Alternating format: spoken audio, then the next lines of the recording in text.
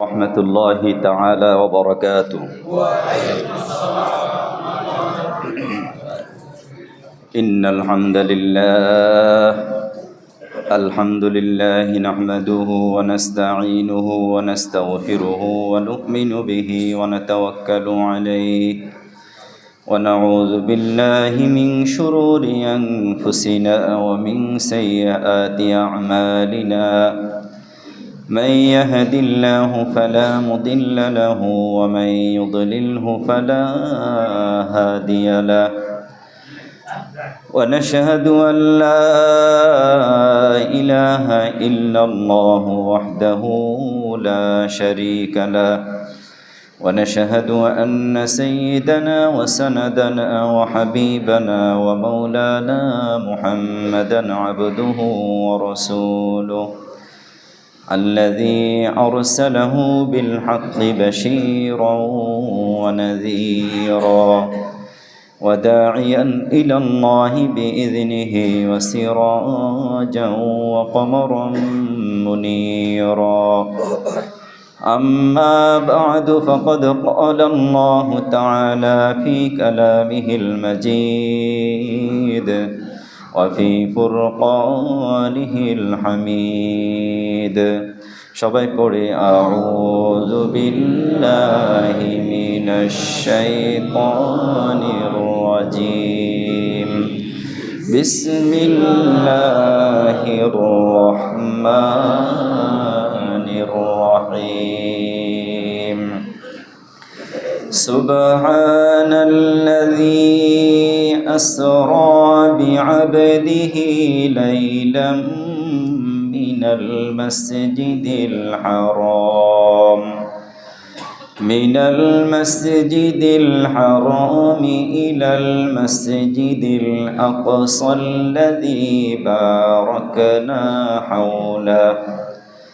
الذي باركنا حوله لنريه من آياتنا إنه هو السميع البصير.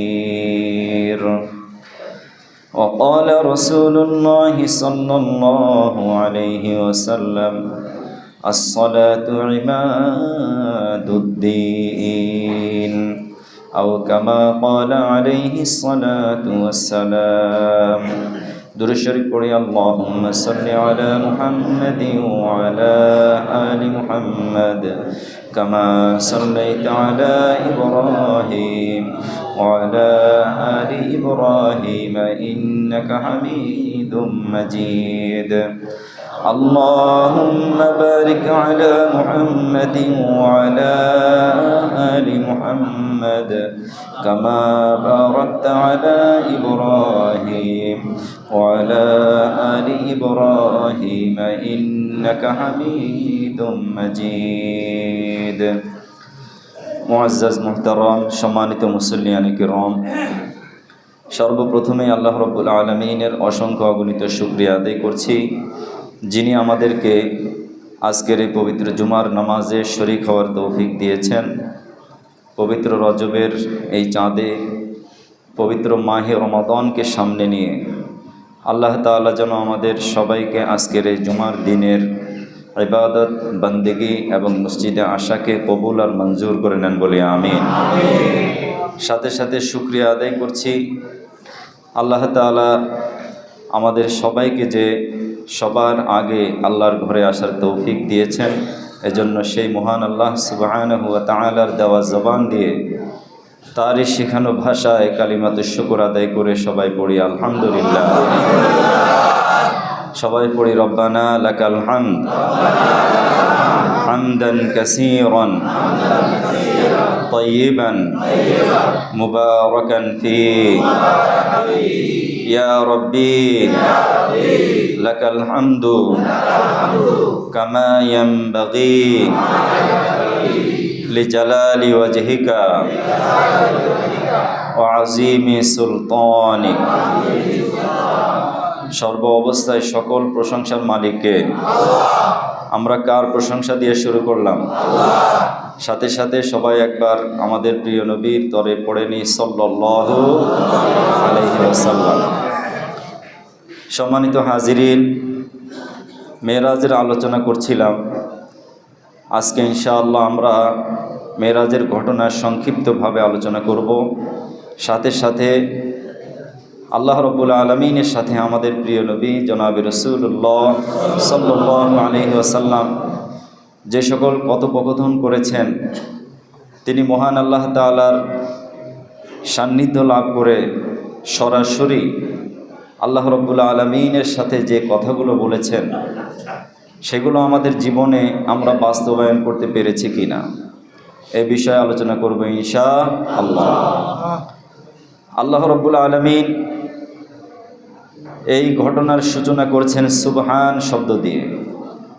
আর সুবহান এমন একটি শব্দ, আল্লাহ রাব্বুল আলামিনের এমন একটি গুণবাচক নাম যার অর্থ হলো পুত পবিত্র। মুফাসসিরিনে কিরাম এর তাৎপর্য এবং ব্যাখ্যা করে বলেন, এমন পুত পবিত্র মহান সত্তা কে? আল্লাহ, যিনি সকল প্রকারের অক্ষমতা থেকে মুক্ত। অর্থাৎ তিনি পারেন না এমন কিছুই নেই। তিনি কে? যেই সত্তা সকল প্রকারের অক্ষমতা এবং না পারার শক্তি থেকে মুক্ত, তিনি হলেন কে? আল্লাহ রাব্বুল আলামিন। আল্লাযী আসরা, যিনি, ইসরা শব্দের অর্থ হলো ভ্রমণ করানো। তিনি ভ্রমণ করিয়েছেন, সায়ের করিয়েছেন। বিআবদিহি, তার বান্দাকে মুহাম্মাদুর রাসূলুল্লাহ সাল্লাল্লাহু আলাইহি ওয়াসাল্লাম। আবদুন শব্দের অর্থ হলো বান্দা। আর বান্দা বলা হয় যার ভিতরে আত্মা এবং দেহ দুটোই আছে। আত্মা এবং দেহের সমষ্টি হলো বান্দা। শুধুমাত্র আত্মা আছে, দেহ নেই, তাকে কোরআনের ভাষায় কোথাও বান্দা বলা হয়নি। এজন্য এই ইসরা এবং মেরাজ এই দুটো আল্লাহ রাব্বুল আলামিন আমাদের প্রিয় নবী জনাবে রাসূলুল্লাহ সাল্লাল্লাহু আলাইহি ওয়াসাল্লামকে সরাসরি আত্মিক জগতে নয়, সরাসরি দৈহিক জগতেই মেরাজ করিয়েছেন বলি আলহামদুলিল্লাহ।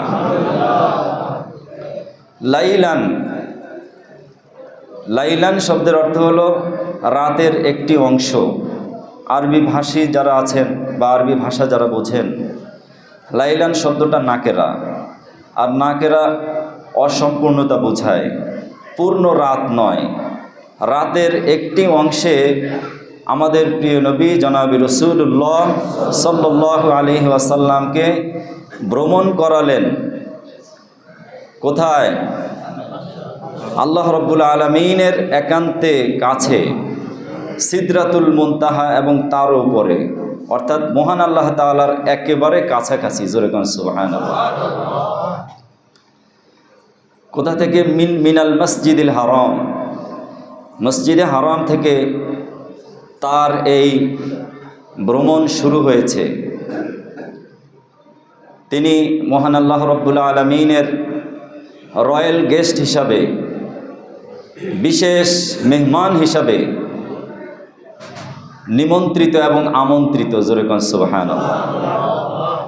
পৃথিবীতে যার মূল্য যত বেশি, তাকে যদি মেহমান হিসাবে কোথাও নিমন্ত্রণ জানানো হয়, তাহলে যিনি মেজবান থাকেন তিনি তার বাড়িটাকে মেহমানের জন্য সুন্দর করে সাজিয়ে গুছিয়ে রাখেন। ঠিক কিনা বলেন?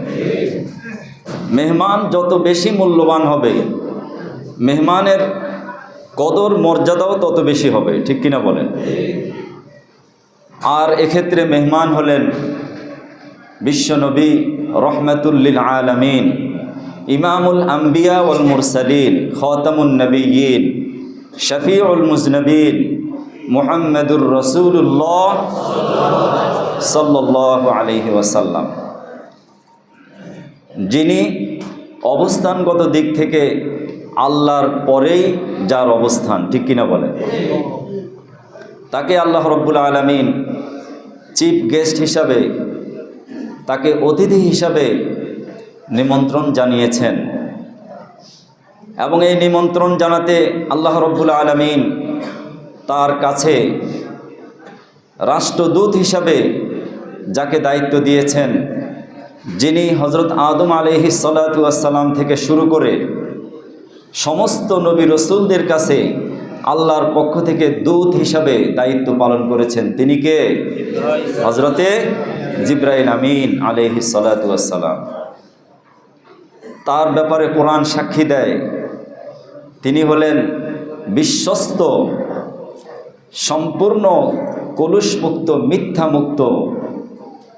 হুবহু আল্লাহ তাআলা যা কিছু বলেছেন ঠিক সেভাবেই তিনি নবী রাসূলদের কাছে ওহী এনেছেন। জোরে বলুন সুবহানাল্লাহ। তার নেতৃত্বে আরেকজন ফেরেশতা, চারজন ফেরেশতাদের মধ্যে দুজন ফেরেশতা হযরতে জিবরাইল এবং মিকাইল আলাইহিস সালাম। কোন কোন বর্ণনায় হযরত জিবরাইল আমিনের কথা রয়েছে। নবীজি সাল্লাল্লাহু আলাইহি সাল্লাম শাহিদ ছিলেন উম্মে হানি বিনতে আবি তালিব। আবু তালিব নবীজির কি হন? চাচা। তো সেক্ষেত্রে আবু তালিবের মেয়ে যদি হন তাহলে নবীজির সাথে সম্পর্ক কি? চাচাতো বোন। এই চাচাতো বোনের ঘরে তিনি শায়িত ছিলেন। অন্য বর্ণনায় রয়েছে তিনি ছিলেন আল্লাহর ঘর তথা মসজিদুল হারামের হাতিমে ছিলেন, যে উঠানটি সেখানে ইসলামের পূর্বযুগ থেকেই বিভিন্ন বিচার কার্য চলত, মানুষ এখানে একটু আরাম করে বসত, বিভিন্ন সলা পরামর্শে মানুষ এখানে বসত। নবীজি এখানে শায়িত অবস্থায় ছিলেন অথবা উপবিষ্ট ছিলেন। এমতো অবস্থায় হযরত জিবরাইল আমিন আল্লাহর পক্ষ থেকে অবতীর্ণ হয়ে নবীজি সাল্লাল্লাহু আলাইহি সাল্লামকে বললেন যে ইন্নাল্লাহা ইয়াকরাউকা সালাম আল্লাহু ইয়াশতাকু ইলাইকা। জোরে বলুন সুবহানাল্লাহ। আল্লাহ রাব্বুল আলামিন আপনাকে সালাম জানিয়েছেন এবং আমার মাধ্যমে আপনাকে তার বাড়িতে নিমন্ত্রণ জানিয়েছেন। জোরে বলুন সুবহানাল্লাহ। আমন্ত্রিত এবং নিমন্ত্রিত মেহমান হিসেবে হযরত জিবরাইল আমিন বিশ্বনবী জনাবে রাসূলুল্লাহ সাল্লাল্লাহু আলাইহি ওয়াসাল্লামকে আল্লাহর নিমন্ত্রণ পত্রটা দিয়ে দিলেন। আল্লাহ পাকের নিমন্ত্রণ পত্রে দিলেন এবং সাথে সাথে এটা তো শুধুমাত্র জাগতিক সফর নয়, এটা আকাশের সফর, অর্থাৎ ঊর্ধ্ব জগতের সফর, মেরাজ। সেক্ষেত্রে তাকে ঊর্ধ্ব জগৎ সফর করার উপযোগী করতে হবে, তাকে তার শক্তি এবং কুদরত আল্লাহ রাব্বুল আলামিনের পক্ষ থেকে দিতে হবে। এজন্য হযরত জিবরাইল আমিন তিনি নবীজি সাল্লাল্লাহু আলাইহি সাল্লামকে নিয়ে দিলেন জমজম কুয়ার পাশে নিয়ে নবীজি সাল্লাল্লাহু আলাইহি সাল্লামের বুক, এখান থেকে গলা থেকে পুরা বুকটা ফেড়ে ফেললেন এবং তার হাড়টাকে খুলে নিলেন, জমজমের পানি দিয়ে হাড় ভালো করে ধুয়ে নিলেন। বর্তমান বিজ্ঞান যে ওপেন হার্ট সার্জারি করছে, আমাদের প্রিয় নবী জনাবে রাসূলুল্লাহ সাল্লাল্লাহু আলাইহি ওয়াসাল্লামের এই ওপেন হার্ট সার্জারি হলো তার ভিতর থেকে, অর্থাৎ তার হার্ট থেকে ঊর্ধ্ব জগৎ ভ্রমণ করার যে শক্তি, অক্ষমতা, এটা দূর করে দিয়ে তার ভিতরে শক্তি দিয়ে দিলেন কে? আল্লাহ। এবং রুহানি জগৎ আল্লাহ রাব্বুল আলামিনের আরশে আজিমের মতো পাওয়ার আল্লাহ রাব্বুল আলামিন তাকে দিয়ে দিলেন। সুবহানাল্লাহ। এজন্য দুনিয়ার কোনো বিজ্ঞান, দুনিয়ার কোনো দর্শন, দুনিয়ার মানুষের অসম্পূর্ণ চিন্তা এটা হয়তো ধরবে না। এজন্য আল্লাহ রাব্বুল আলামিন শুরুতেই বলে দিচ্ছেন, আমি ওই আল্লাহ যিনি সুবহান, যিনি সকল অক্ষমতা থেকে মুক্ত, সকল প্রকারের দুর্বলতা থেকে, সকল প্রকারের না পারা শক্তি আমার ভিতরে নাই, আমি পারি না এমন কোনো কিছুই নাই। আমার হাবিবকে আমি হাতিমে কাবা থেকে শুরু করে দুনিয়ার সফর করালাম। বুরাক নামক একটি রকেটে করে তিনি মসজিদুল হারাম থেকে মসজিদ আকসায় গেলেন। হজরতে জিবরাইল আমিনের ঘোষণা, নবীজি সাল্লাল্লাহু আলাইহি সাল্লামকে তিনি সাথে নিয়ে আল্লাহর নিমন্ত্রণকৃত, আল্লাহর আমন্ত্রিত মেহমান হিসাবে তার সাথে সাথে রওনা দিলেন।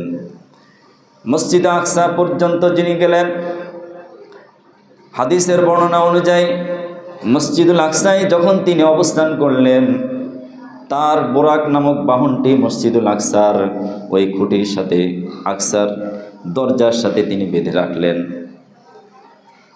একটি হাদিসের মধ্যে বর্ণিত আছে, যখন আবু সুফিয়ান ইবনে হারব, সম্রাট হিরাক্লিয়াস, যার কাছে আল্লাহর রসুল ইসলামের দাওয়াত পাঠিয়ে চিঠি পাঠালেন, সম্রাট হিরাক্লিয়াস তিনি যাচাই বাছাই করার জন্য মক্কার বিখ্যাত কুরাইশ নেতা আবু সুফিয়ানকে তার দরবারে ডেকে পাঠালেন। আবু সুফিয়ান তিনি মক্কার কুরাইশ নেতা ছিলেন এবং অত্যন্ত বিচক্ষণ নেতা ছিলেন। তাকে ডেকে পাঠিয়ে বললেন, হিরাক্লিয়াস বললেন যে তোমাদের ভিতরে এমন একজন লোক আছে যে কিনা আমার কাছে ইসলামের দাওয়াত পাঠিয়েছে, সেই লোকটা কেমন? তখন সম্রাট হিরাক্লিয়াসের কাছে আবু সুফিয়ান ইবনে হারব নবীজি সাল্লাল্লাহু আলাইহি সাল্লাম সম্পর্কে কোনো মিথ্যা তথ্য সে দিতে সাহস করে নাই। কারণ সে জানে আমি একজন নেতা, আমি একজন লিডার, আমার কথা দলিল হয়ে থাকবে। আমি যদি মিথ্যা কথা বলি, আমার যারা সহযোগী আছে, আমার যারা কর্মী আছে, তারা পরবর্তীতে আমাকে বিশ্বাস করবে না। আর নবীজির শানে মিথ্যা বলার সাহস সে পায় নাই। জোরে কোন সুবহানাল্লাহ। সে এতটুকুই বলেছে যে শুনেছি সে নাকি দুনিয়াতে থেকে হঠাৎ করে আরশে আজিমে গেছে, আল্লাহ রব্বুল আলামিনের সাথে সাক্ষাৎ করে আসছে, এবং পুরো রাত নয়, রাতের শেষ হবার আগে, সুবহে সাদিকের আগে সে আমাদের মাঝে ফিরে আসছে। এই বিষয়টা আমাদের বুঝে আসে না। যখন আবু সুফিয়ান ইবনে হারব সম্রাট হিরাক্লিয়াসের কাছে ঘটনাটি বর্ণনা দিচ্ছে, ঠিক এই মুহূর্তে সম্রাটের কাছে ছিল তার একান্ত সহযোগী, একান্ত সচিব, তাওরাত কিতাবে পারদর্শী একজন পণ্ডিত। সে বলল যে আমার মনে পড়ে যে রাতের বেলায় আমি বের হয়েছিলাম এবং বের হতে গিয়ে আমি দেখেছি যে রাস্তা দিয়ে একটা বাহন যাচ্ছে এবং আমি তার প্রত্যক্ষ সাক্ষী। জোরে কোন সুবহানাল্লাহ। এবং সে বলল আমি তাওরাত কিতাবে পেয়েছি যে আখিরি জামানার নবী, বিশ্বনবী মুহাম্মদুর রাসূলুল্লাহ সাল্লাল্লাহু আলাইহি সাল্লামকে আল্লাহ রাব্বুল আলামিন নিমন্ত্রণ করে আরশে আজিমে নেবেন এবং তার সাথে কোনো পর্দা ছাড়াই সরাসরি কথা বলবেন। সুবহানাল্লাহ। মসজিদুল আকসায় অবস্থান করলেন। আল্লাহ রাব্বুল আলামিন পৃথিবীতে যত নবী রাসূল পাঠিয়েছেন সমস্ত নবী রাসূলদেরকে একত্রিত করলেন, নবীজির মর্যাদা দিলেন, তাকে ইমাম বানালেন, ইমামুল আম্বিয়া ওয়াল মুরসালিন, সম্মানে তাকে ভূষিত করে দিলেন। সমস্ত নবীদের ইমাম হিসাবে তিনি দায়িত্ব পালন করলেন।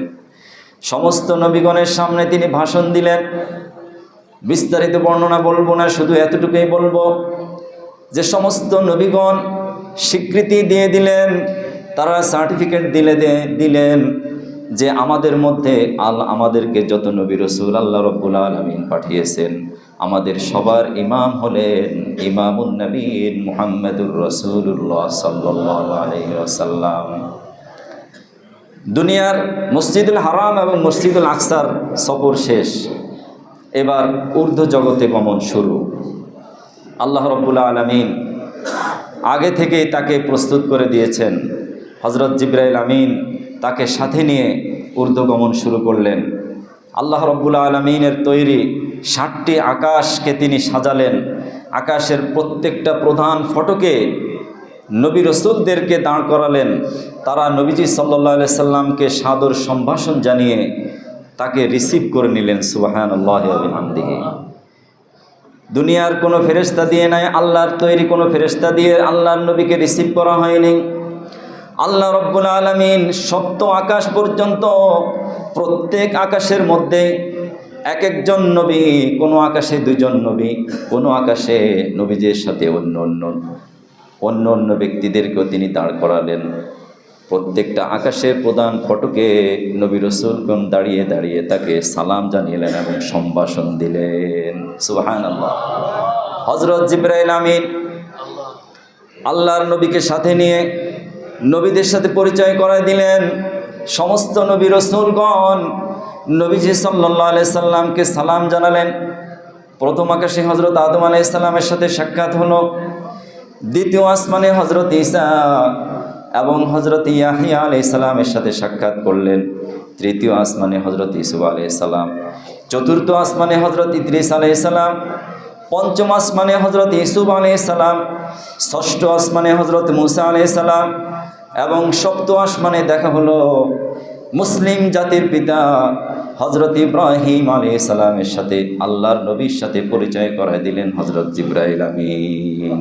জোরে বল সুবহানাল্লাহ। এই জায়গাটার নাম হলো সিদরাতুল মুনতাহা। ইনদা সিদরাতিল মুনতাহা ইনদাহা জান্নাতুল মাওয়া। এই সিদরাতুল মুনতাহা হলো জান্নাতুল মাওয়ার পাশে। সিদরাতুল মানে হলো বড়ই গাছ, আর মুনতাহা মানে শেষ সীমান্ত। অর্থাৎ আল্লাহ রাব্বুল আলামিন পৃথিবীতে যত ফেরেশতা তৈরি করেছেন, তার তৈরি সকল ফেরেশতারা আল্লাহ রাব্বুল আলামিনের তাসবিহ গুণকীর্তন করছে। সুবহানাল্লাহি ওয়া বিহামদিহি। তাদের ব্যাপারে মহান আল্লাহ বলছেন, ওয়ালিল্লাহি জুনুদুস সামাওয়াতি ওয়াল আরদি।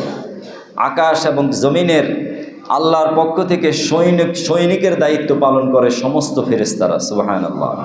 হযরত জিবরাইল আমিন বললেন, ইয়া রাসূলুল্লাহ, স্টেশন শেষ প্রান্তে এসে গেছি, আমার আর শক্তি নেই আপনাকে সাথে নিয়ে আর উপরে ওঠার। জোরে কোন আল্লাহু আকবার। আল্লাহ রাব্বুল আলামিন বিশ্বনবী মুহাম্মদুর রাসূলুল্লাহ সাল্লাল্লাহু আলাইহি সাল্লামের জন্য হাদিসের দুর্বল বর্ণনা রয়েছে, কিছু শক্তিশালী বর্ণনা রয়েছে, যে তার জন্য রফরফ নামক একটি বাহন পাঠালেন, যেই বাহনের গতি বোরাকের গতির চাইতে আরও বেশি। জোরে বল সুবহানাল্লাহ। আলোর গতি প্রতি সেকেন্ডে 9,30,000 মাইল। একটি সুইচ দেওয়ার পরে এই সুইচ থেকে আলোটা জ্বলতে এত দ্রুত জ্বলে, আর বোরাক বাহনটি তার চাইতে আরও বেশি দ্রুত গতি সম্পন্ন, তার চাইতে লক্ষ কোটি গুণ দ্রুত সম্পন্ন ছিল রফরফ। যেহেতু বিশ্বনবী মুহাম্মদুর রাসূলুল্লাহ সাল্লাল্লাহু আলাইহি সাল্লাম মধ্যাকর্ষণ শক্তি অতিক্রম করে তিনি আল্লাহর সাথে সাক্ষাৎ করবেন, এজন্য আল্লাহ রাব্বুল আলামিন তাকে সেভাবে প্রস্তুত করে দিলেন, সেইভাবে তাকে রেডি করলেন যে তিনি মহান আল্লাহ তাআলার সাথে সাক্ষাৎ করতে যেন কোনো সমস্যায় না পড়েন। সুবহানাল্লাহি ওয়া বিহামদিহি। নবীজি সাল্লাল্লাহু আলাইহি সাল্লাম সপ্তম আকাশে উঠলেন। হযরত ইব্রাহিম আলাইহিস সালামের সাথে তার কথোপকথন হলো। হযরত ইব্রাহিম আলাইহিস সালাম তাকে সালাম জানালেন এবং তিনি দেখতে পেলেন হযরত ইব্রাহিম আলাইহিস সালামের সামনে ছোট ছোট বাচ্চারা খেলাধুলা করছে। নবীজি সাল্লাল্লাহু আলাইহি সাল্লাম হযরত জিবরাইলকে জিজ্ঞেস করলেন, এরা কারা? আল্লাহর নবীকে হযরত জিবরাইল বললেন, এরা হলো মুসলমানদের ওই সমস্ত ছোট ছোট সন্তানরা যারা নাবালক অবস্থায় দুনিয়া থেকে বিদায় নিয়ে যায়। তারা হযরত ইব্রাহিম আলাইহিস সালামের সাথে খেলাধুলায় মত্ত আছে, এবং আল্লাহ রাব্বুল আলামিন মা বাবা যদি মুসলমান হয়ে থাকে, শেষ বিচারের দিনে ওই বাচ্চাদেরকেও জান্নাতি করে দিবে। হযরত ইব্রাহিম আলাইহিস সালামের সাথে সাক্ষাৎ পর্ব শেষে তিনি মহান আল্লাহ তাআলার দিদার লাভ করলেন। আল্লাহ রাব্বুল আলামিন তাকে সাথে নিয়ে গেলেন এবং আল্লাহর সাথে তার সাথে কথোপকথন হলো। জান্নাত এবং জাহান্নাম তিনি প্রত্যক্ষভাবে দেখলেন, আল্লাহ পাকের কতিপয় কুদরত দেখলেন, জান্নাতের নিয়ামতগুলো তাকে সরাসরি দেখানো হলো। হযরত জিবরাইল আমিন তিনি বলেন যে নবীজি সাল্লাল্লাহু আলাইহি সাল্লাম আমাকে জিজ্ঞেস করলেন, এরা কারা? জান্নাতের নিয়ামত প্রাপ্ত হুরদেরকে তিনি দেখলেন এরপরে জাহান্নামে যারা যাবে, জাহান্নামীদের শাস্তি দেখলেন। যারা সুদ খায় সুদখোরের শাস্তি দেখলেন, যারা ঘুষ খায় ঘুষখোরের শাস্তি দেখলেন, ওই সমস্ত বক্তাদের শাস্তি দেখলেন যারা কথা বলে একটা কিন্তু নিজে কাজ করে উল্টা, আছে না নাই? ওই সমস্ত বক্তাদেরকে কি শাস্তি দিবে সেটাও তিনি দেখলেন। চগলখোর যারা, পরনিন্দা পরচর্চাকারী যারা, তাদের শাস্তি দেখলেন। জাহান্নামীদের শাস্তিগুলো তিনি দেখে দেখে দেখে উপলব্ধি করলেন এবং উম্মতদের কাছে এসে বললেন যে এটা আমাকে আল্লাহ রাব্বুল আলামিন ইলমুল ইয়াকিন, আইনুল ইয়াকিন এবং হক্কুল ইয়াকিন, তিনটা সত্যতা যাচাই করার জন্য আল্লাহ রাব্বুল আলামিন আমাকে পরিপূর্ণভাবে দেখিয়ে দিয়েছেন। আমি যেন তোমাদেরকে বলতে পারি, তোমাদেরকে জানাতে পারি যে আমার কাছে অস্পষ্টতা বলতে কোনো কিছুই নেই, আমি নিজে শাস্তি দেখে আসছি। অতএব এই শাস্তি থেকে মুক্তি পেতে হলে আল্লাহর বিধান পালনের বিকল্প আর কিছু নাই। মোহতারাম হাজিরিন, এবার মহান আল্লাহ তাআলার সাথে নবীজির সাথে কথোপকথন শুরু। সর্বপ্রথমেই আল্লাহ রাব্বুল আলামিনকে সম্বোধন করে তিনি যে কথাগুলো বললেন, আমরা নামাজের মধ্যে সেটা পড়ি, আত্তাহিয়াতু লিল্লাহি ওয়াসসালাওয়াতু ওয়াত-তাইয়্যিবাত। আল্লাহর শানে তিনটি বিশেষণ তিনি উল্লেখ করলেন। কয়টি বিশেষণ? তিনটা বিশেষণ।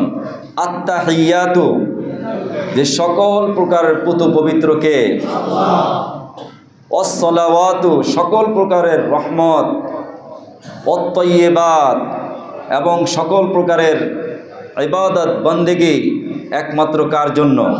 আল্লাহর জন্য। তিনি বললেন আমার দৈহিক, মানসিক এবং আত্মিক সকল প্রকারের আনুগত্য এবং দাসত্ব একমাত্র আপনার জন্য। জোরে কোন সুবহানাল্লাহ। আমাদের ইবাদত বন্দেগী দৈহিক নাকি আত্মিক? দুটোই। আমরা যে আল্লাহ রাব্বুল আলামিনের গোলামি করি, দাসত্ব করি, আমরা কি এখানে শারীরিকভাবে আছি না মানসিকভাবে আছি? শারীরিক, মানসিক, আত্মিক তিনটি পর্যায় থেকে যখন আমরা আল্লাহর আনুগত্য করব, তখনই আমরা প্রকৃতপক্ষে একজন দাস, একজন গোলাম। ঠিক কিনা বলেন? অনেকে আছি আমরা, শরীরটা এখানে পড়ে আছে, মনটা আরেক জায়গায়, আছে না নাই? নামাজের ভিতরে আমাদের মন নাই, ইবাদতের ভিতরে আমরা মানসিকভাবে প্রস্তুত নাই, আল্লাহর হুকুম পালনের ব্যাপারে মানসিকভাবে প্রস্তুত নয়। আল্লাহর নবী, বিশ্বনবী মুহাম্মদুর রাসূলুল্লাহ সাল্লাল্লাহু আলাইহি সাল্লাম শিক্ষা দিয়েছেন মানুষের আল্লাহর ইবাদত হতে হবে দৈহিক, শারীরিক। দৈহিক মানে কি? শারীরিক এবং আত্মিক, অর্থনৈতিক, সকল প্রকারের আনুগত্য, গোলামি, দাসত্ব হতে হবে একমাত্র কার জন্য? কার জন্য? আল্লাহর জন্য। এই গোলামি করতে গিয়ে অন্য কোনো প্রভুর তাবেদারি করা যাবে না, অন্য কোনো শক্তির কাছে মাথা নত করা যাবে না। আল্লাহ রাব্বুল আলামিন খুশি হয়ে গেলেন। তিনি প্রিয় নবী, তার হাবিব মহানবী মুহাম্মদুর রাসূলুল্লাহ সাল্লাল্লাহু আলাইহি ওয়াসাল্লামকে বলেন, আসসালামু আলাইকা। বলি সবাই, আসসালামু আলাইকা আইয়ুহান নাবিয়্যু ওয়া রাহমাতুল্লাহি ওয়া বারাকাতুহু। আল্লাহর হাবিব আল্লাহ রাব্বুল আলামিনকে সম্বোধন করে তিনি যেমন তিনটি বিশেষণ উল্লেখ করেছেন, আত্তাহিয়াতু লিল্লাহ ওয়াসসালাওয়াত ওয়াত-তাইয়্যিবাত, আল্লাহ রাব্বুল আলামিন ঠিক তার হাবিবকে লক্ষ্য করে তার হাবিবের তিনটা বিশেষণ উল্লেখ করেছেন, তিনটা গুণের কথা বলেছেন। এক নম্বর হলো আসসালামু আলাইকা আইয়ুহান নাবিয়্যু। হে নবী, আমি আপনাকে সালাম জানাই, শান্তি জানাই, আমার পক্ষ থেকে আপনাকে স্বাগত জানাই। জোরে কোন সুবহানাল্লাহ। ওয়া রাহমাতুল্লাহ, এবং কিয়ামত পর্যন্ত, পৃথিবী ধ্বংস হওয়া পর্যন্ত, ধ্বংসের পর থেকে শুরু করে জান্নাত জাহান্নাম পর্যন্ত, অবিরাম অনন্ত অসীমকাল পর্যন্ত আমার রহমত আপনার সাথেই থাকবে। ওয়া বারাকাতুহু, এবং আমার বরকত এটাও আপনার সাথেই থাকবে। জোরে কোন সুবহানাল্লাহ। এরপরে আল্লাহ রাব্বুল আলামিনের হাবিব প্রিয় নবী জনাবে রাসূলুল্লাহ সাল্লাল্লাহু আলাইহি সাল্লামকে আল্লাহ তাআলা সালাম জানানোর পরে তিনি তার উম্মতকে ওই সালামের সাথে সম্পৃক্ত করে নিলেন। আমাদেরকে তিনি সালামের সাথে কি করলেন? যুক্ত করে নিলেন যে হে আল্লাহ, সালাম শুধু আমার জন্য নিলাম না, আপনার পক্ষ থেকে রহমত এবং শান্তি আমার উম্মত, আমার যারা নেককার, দিনদার, পরহেজগার, মুত্তাকি, যারা আপনাকে ভয় করে, প্রত্যেকের জন্য আপনার পক্ষ থেকে আমি সালাম নিলাম। আর একটু আসতে বলেন সুবহানাল্লাহ। আসসালামু আলাইনা ওয়া আলা ইবাদিল্লাহিস সালিহিন। ইবাদিল্লাহিস সালিহিন, সলিহীন বান্দাদের পক্ষ থেকে আমি আপনার এই সালামটা নিয়ে নিলাম। আমি আমার আপনার সালাম সবাইকে জানিয়ে দেবো। যেরকম সুবহানাল্লাহ। ফেরেশতারা আল্লাহর সাথে এবং বিশ্বনবী মুহাম্মদুর রাসূলুল্লাহ সাল্লাল্লাহু আলাইহি সাল্লামের সাথে এই কথোপকথন তারা দেখছিলেন, তারা অবলোকন করছিলেন। তারা সমস্বরে সবাই তখন আল্লাহর স্বীকৃতি দিলেন, রিসালাতের স্বীকৃতি বললেন, আশহাদু আল্লা ইলাহা ইল্লাল্লাহু ওয়া আশহাদু আন্না মুহাম্মাদান আবদুহু ওয়া রাসূলুহু। সবাই পড়ি, আশহাদু আল্লা ইলাহা ইল্লাল্লাহু ওয়া আশহাদু আন্না মুহাম্মাদান আবদুহু ওয়া রাসূলুহু।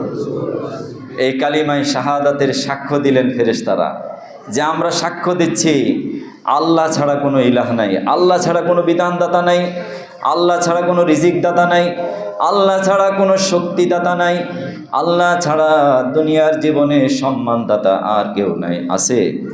কেউ নাই। কেউ সম্মান দিতে পারবে না, কেউ ইজ্জত দিতে পারবে না, কেউ রিজিকও দিতে পারবে না। সব কিছু নিয়ন্ত্রণ করেন আল্লাহ রাব্বুল আলামিন।